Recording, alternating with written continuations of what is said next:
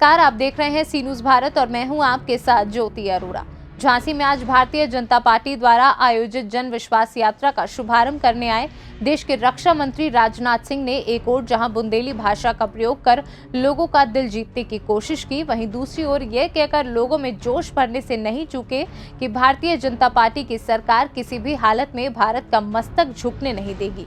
राजकीय polytechnic college में आयोजित जनसभा को संबोधित करते हुए राजनाथ सिंह ने पुण्यतिथि पर महाराजा छत्रसाल अशफाक उल्लाह खान, राम प्रसाद बिस्मिल, ठाकुर रोशन सिंह आदि को याद करते हुए महारानी लक्ष्मीबाई को नमन किया। उन्होंने कहा कि उत्तर प्रदेश में योगी आदित्यनाथ के नेतृत्व में चारों ओर विकास हो रहा है। योग के 24 आसनों की तरह उत्तर प्रदेश में विकास 83 आसन कर चुका है।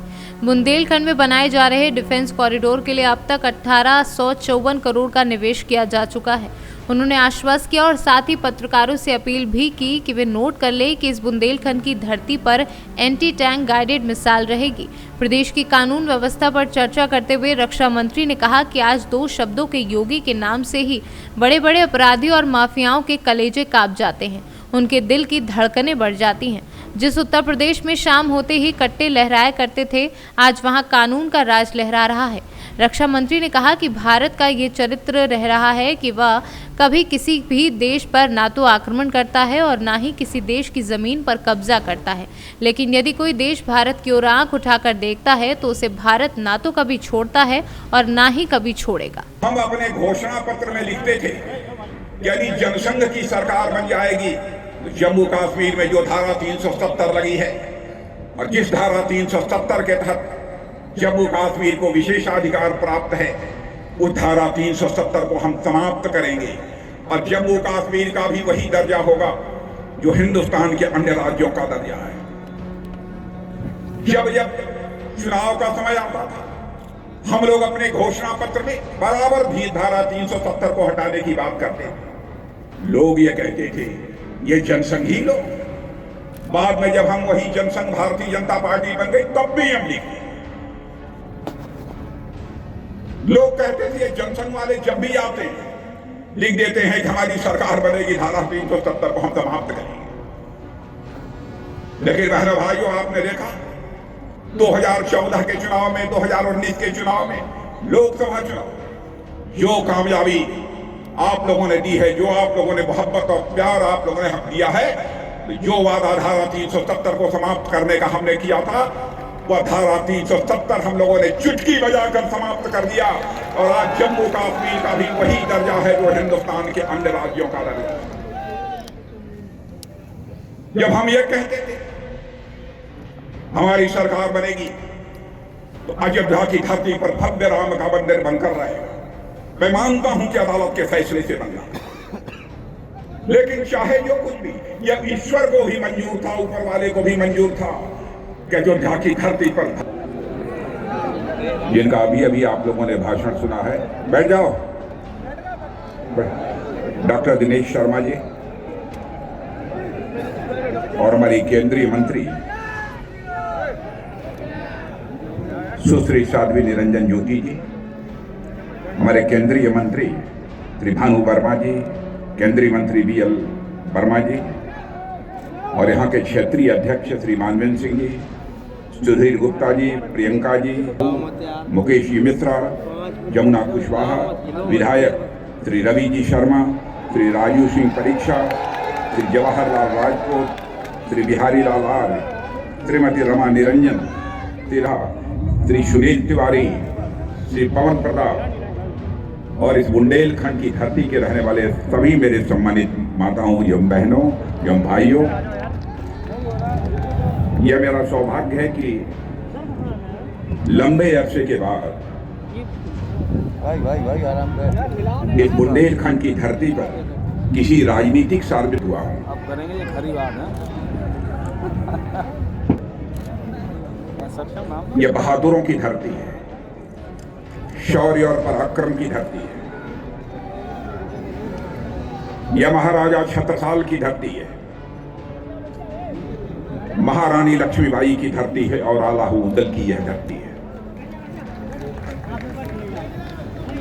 सबसे पहले हम बुंदेलखंड की वो धरती को हाथ जोड़ के प्रणाम करते हैं जिनने ऐसे वीरन और प्रतिभाशाली लोगन के जन्म दयो।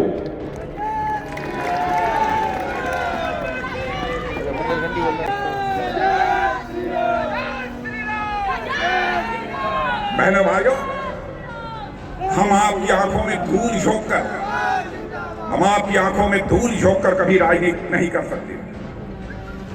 और हमारा चरित्र है, जो हमारी सरकार बनती है, हम विकास भी करते हैं, लेकिन भारत की विरासत को भी संभाल कर रखते हैं। आप ये कहेंगे कि भारत की विरासत क्या है? बाहर के आताताइयों ने आकर हमारे मंदिरों को ध्वस्त कर दिया। हम लोगों के दिल की एक तड़पन थी, जिन मंदिरों पर आक्रमण किया है, भारत की आन बान शान के जिन प्रतीकों पर उन्होंने आक्रमण किया है, जिस दिन भारतीय जनता पार्टी की हुकूमत बन जाएगी, शान और शौकत के साथ फिर से वही मंदिर खड़े होंगे और फिर से वही इमारत खड़ी होगी। ये हम लोगों का संकल्प था, हमारे दिल की तड़पन थी। और मैं आपको याद दिलाना चाहता हूं, जिनको ना जानकारी हो वह सुन ले।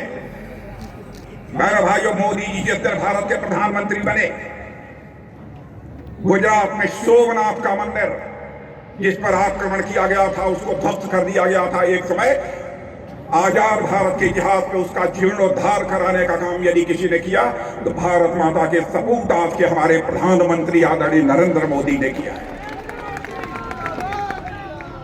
राम जन्मभूमि अयोध्या में मंदिर का शिलान्यास भी यदि किसी ने किया, तो हमारे यशस्वी प्रधानमंत्री नरेंद्र भाई मोदी ने किया है। बहनों भाई, अभी डॉक्टर दिनेश शर्मा जी चर्चा कर रहे थे, अखबारों में आप लोगों ने भी भारतीय जनता पार्टी का चरित्र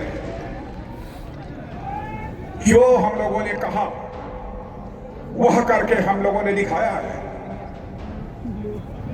लेकिन मैं जानता हूं, आजादी हासिल हुए लगभग 75 वर्ष पूरे होने जा रहे हैं। इस आजाद भारत के इतिहास में नेताओं ने जनता को बहुत सारे आश्वासन दिए, बहुत सारे वादे किए।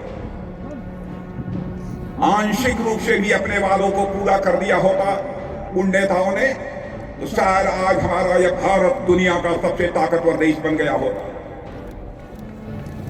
नेताओं की कथनी और करनी में अंतर होने के कारण भारत की राजनीति पर से लोगों का भरोसा धीरे धीरे कम होता चला गया, और देश के नेताओं पर से लोगों का भरोसा धीरे धीरे कम होता चला गया, टूटता चला गया। नेता आते हैं, नेता बराबर इधर उधर की बातें करके जनता को गुमराह करके उनका समर्थन लेकर चले जाते हैं।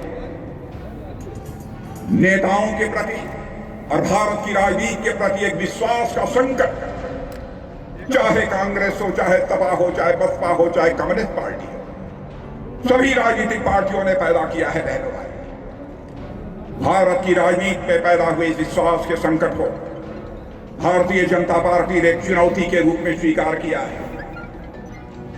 इसलिए मैं आपको यकीन दिलाना चाहता हूं कि बहनों भाइयों, जो हम कहेंगे वो हम करके दिखाएंगे। यही हमारी भारतीय जनता पार्टी का चित्र है। प्राण जाई पर वचन न जाई, यह है हमारा संकल्प।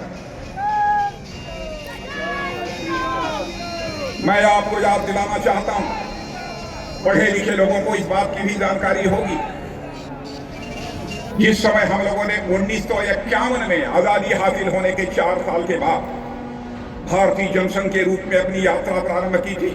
पंडित राम प्रसाद बिस्मिल का बलिदान दिवस है, जिन्होंने कि हंसते हंसते फांसी के फंदे को चूम लिया था। मेरे बहनों, आप एक इसी बुंदेलखंडी के धरती लाल भूलिए मत, महाराजा छत्रसाल की आज पुण्य तिथि है। बहनों भाइयों, पुण्य तिथि है। मैं अपनी श्रद्धांजलि अर्पित करता हूँ। महाराजा छत्रसाल के इतिहास को तो जानते हैं, लेकिन अशफाकुल्लाह खान, एक क्रांतिकारी के इतिहास की चर्चा मैं यहां कर देना चाहता हूं। बहनों भाइयों, 31 साल की जवानी थी अशफाकुल्लाह की। मां कहती थी, बेटा मैं बूढ़ी हो गई हूं, शादी कर ले, बहू ला, वो मेरी देखभाल करेगी, मेरी परवरिश करेगी। लेकिन अशफाकुल्लाह के दिल में तो आजादी हासिल करने की दीवानगी थी। मुस्कुरा कर वह मां के आग्रह को टाल देगा, लेकिन अंग्रेजों की हत्या करने के मामले में जब अशफाकुल्लाह को फांसी की सजा हो गई और फांसी के तख्त पर ले जाया गया तो मजिस्ट्रेट ने पूछा, बोलो अशफाकुल्लाह, तुम्हारी अंतिम मुराद क्या है? अशफाकुल्लाह ने कहा कि मेरी मां तक जाकर यह संदेश पहुंचा दो कि तुम्हारा बेटा अशफाकुल्लाह आज फांसी के तख्त पर खड़े होकर अपनी शादी रचाने जा रहा है, तुम्हारी मुराद पूरी करने जा रहा है। मेरे बहनों भाइयों, ऐसे वीर, ऐसे बहादुरों की धरती यह है।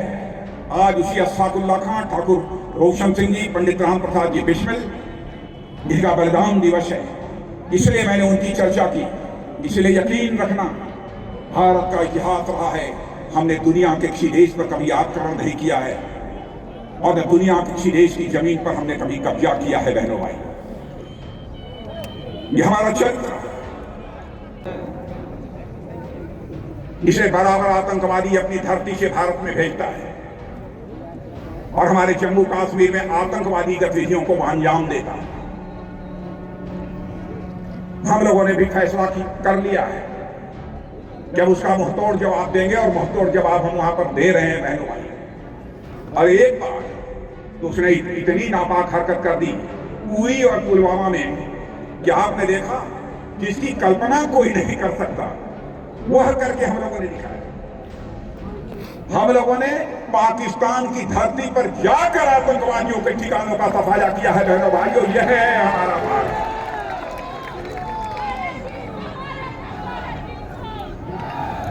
यानी हम सर्जिकल स्ट्राइक भी कर सकते हैं। एक बार धरती पर जाकर मारा और दूसरी बार जरूरत पड़ी तो हम लोगों ने एयर स्ट्राइक करके उनका सफाया किया। बहनों भाइयों, आज यह भारत की कुव्वत है, भारत की ताकत।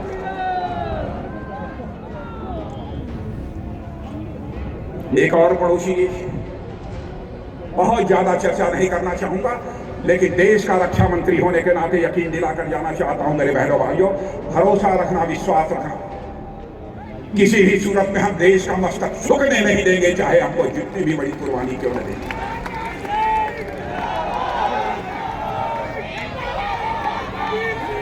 बहादुर सेना के जवानों पर आपका भरोसा होना चाहिए, आपका यकीन होना चाहिए। बहनों भाइयों, हम विकास भी करेंगे, हम विकास भी करेंगे, लेकिन हम आपके स्वाभिमान की रक्षा भी करेंगे। आज का यह दिन एक विशेष दिन है। आज ही अशफाकुल्लाह खान का बलिदान दिवस है, जिन्होंने भारत को आजादी दिलाने के लिए हफ्ते हफ्ते फांसी के फंदे को चूम लिया था। आज ही ठाकुर रोशन सिंह का भी बलिदान दिवस है और हमारी तरफ से सबके हाथ जोड़ के प्रणाम।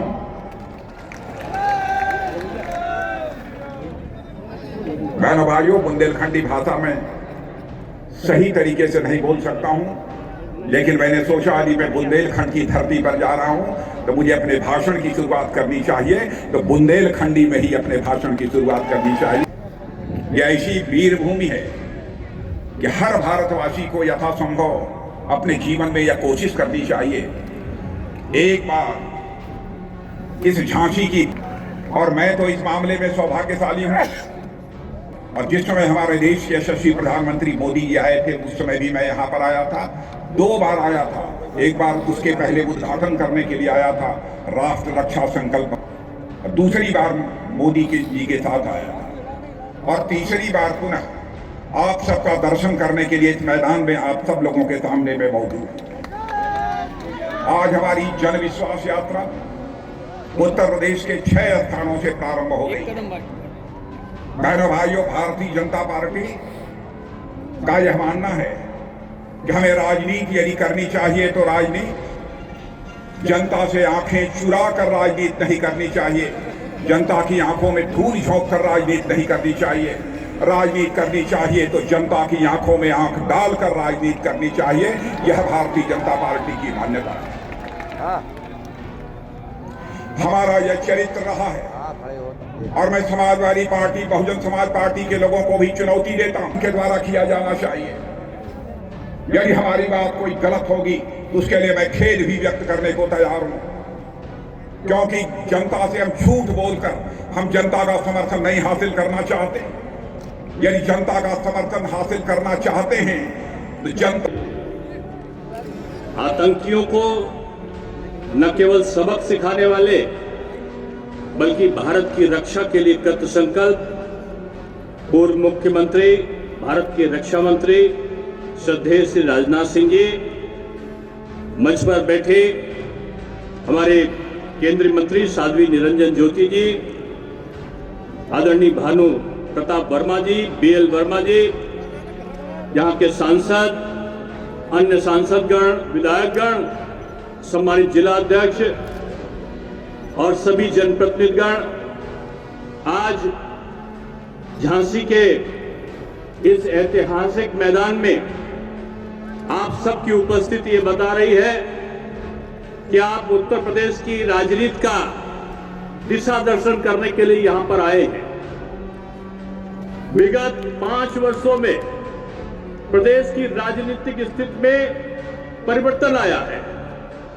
जिस उत्तर प्रदेश को चलाने का ठेका माफियाओं को, गुंडों को, बदमाशों को, अराजक तत्वों का जिन पर वर्चस्व रहता था, आज कानून का राज है। जिस बुंदेलखंड में अवैध खनन की गूंज उठा करती थी, माफिया गैंग मिनी मुख्यमंत्री बनकर जगह जगह अपना आधिपत्य स्थापित करते थे, आज वहां शांति और कानून व्यवस्था लागू है। जो पानी के लिए तरसता था बुंदेलखंड, अब हर घर नल की योजना वहां पर चल रही है। माननीय राजनाथ सिंह जी को तो हम धन्यवाद देना चाहेंगे। आपके कुशल नेतृत्व में डिफेंस कॉरिडोर ऐसा एक अमूल्य उपहार इस पूरे बुंदेलखंड क्षेत्र को मिला है। ब्यूरो रिपोर्ट, सी न्यूज। इस खास खबर में फिलहाल के लिए इतना ही। देश और दुनिया की तमाम बड़ी खबरों के लिए आप देखते रहिए सी न्यूज भारत।